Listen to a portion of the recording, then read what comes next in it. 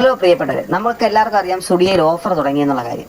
ഈ ഓഫറിന്റെ മറവിലുള്ള വലിയ ചതിക്കുഴികളാണ് ഞാൻ നിങ്ങൾക്ക് മുമ്പിൽ കാഴ്ചവെക്കുന്നത്. ഞങ്ങളും കഴിഞ്ഞ ദിവസം ഈ ഓഫർ അറിഞ്ഞ് ഞങ്ങൾ സുഡിയയിൽ പോവുകയും തുടർന്ന് സുഡിയയിൽ 499 രൂപയുടെ ഒരു സാധനം 299 രൂപയ്ക്ക് നമ്മൾ എടുക്കുകയും ചെയ്തു.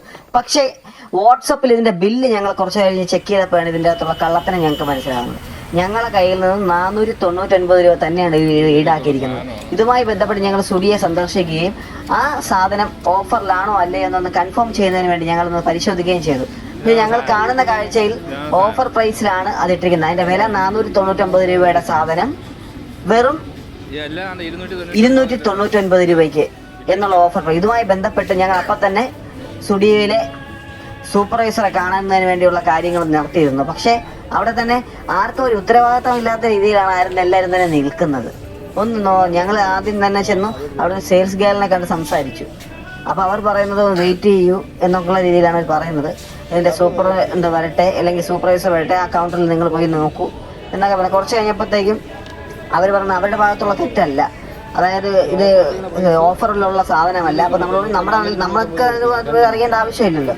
കാര്യം നിങ്ങൾ ഓഫർ പ്രൈസിൽ അവിടെ ഇട്ടിരുന്നു, ഞങ്ങളത് എടുത്തു. അത് കൃത്യമായുള്ള ഓഫർ അടിച്ചിട്ടുള്ളതെന്നുള്ള രേഖയും കാര്യങ്ങളും ഉണ്ട്, നമ്മുടെ തെറ്റല്ല എന്ന് നമ്മൾ അവരെ പറഞ്ഞ കാര്യങ്ങൾ പറഞ്ഞ് മനസ്സിലാക്കി. പക്ഷെ അവർ ഒരു രീതിയിലും റീഫണ്ട് ചെയ്യാനുള്ള പോസിബിലിറ്റി ഇല്ല എന്നൊക്കെയാണ് അവർ പറയുന്നത്. അപ്പോൾ ഞങ്ങൾ അവിടുത്തെ അക്കൗണ്ടന്റിലെ സ്റ്റാഫുമായി സംസാരിച്ചു, ബില്ലിംഗ് സെക്ഷനിലെ സ്റ്റാഫുമായി സംസാരിച്ച് പരിശോധിക്കുകയാണ്.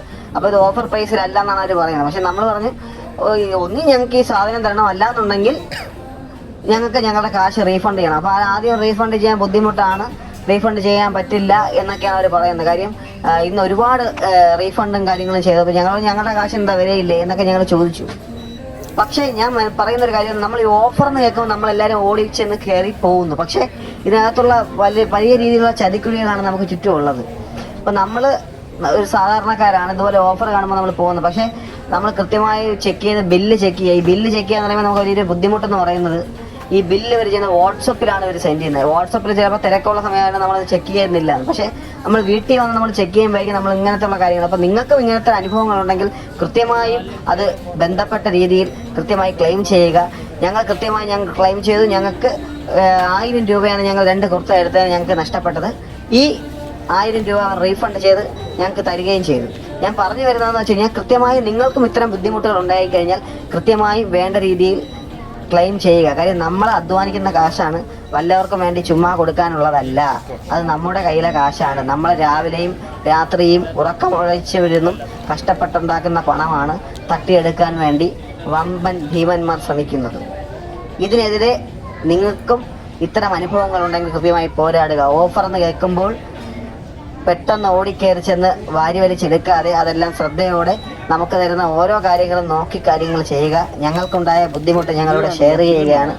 ഈ ഒരു ബുദ്ധിമുട്ട് നിങ്ങൾക്ക് ആർക്കെങ്കിലും ഉണ്ടായിക്കഴിഞ്ഞാൽ അത് കൃത്യമായും തന്നെ നിങ്ങളും ബന്ധപ്പെട്ട അധികാരികളെ അറിയിച്ചുകൊണ്ട് അത് ക്ലെയിം ചെയ്ത് പൊതുജനങ്ങൾക്കിടയിൽ കൊണ്ടുവരിക.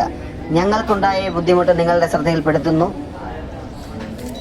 ഈ ബുദ്ധിമുട്ട് ഇനി ആർക്കും ഉണ്ടാകാതിരിക്കട്ടെ. ഞങ്ങൾ അവരോട് പറഞ്ഞു, നിങ്ങൾ ഇത്തരം രീതിയിൽ കാര്യങ്ങൾ ചെയ്യുമ്പോൾ അവിടെ ഒരുപാട് ആൾക്കാർ, ഞങ്ങൾക്ക് ശേഷം വന്ന ഒരുപാട് ആൾക്കാർ ഇതൊക്കെ തന്നെയാണ് നോക്കുന്നത് എന്ന് ഞങ്ങൾ എന്താണ് സംസാരിക്കുന്നത്. അപ്പോൾ ഞങ്ങൾ അവരോടൊക്കെ പറഞ്ഞു, ഇങ്ങനെ രീതിയിൽ ചില ബുദ്ധിമുട്ടുകൾ ഞങ്ങൾക്ക് ഉണ്ടായി, നിങ്ങൾ അതുകൊണ്ട് ശ്രദ്ധിച്ച് സാധനങ്ങൾ എടുക്കുക എന്നൊക്കെ ഞങ്ങൾ അവരോട് പറഞ്ഞു. അപ്പോൾ എന്തായാലും താങ്ക് യു. ഇനി ആർക്കും തന്നെ ഒരു ബുദ്ധിമുട്ടുണ്ടാകാതെ ഇരിക്കട്ടെ എന്ന് ഞങ്ങൾ പറയുകയാണ്.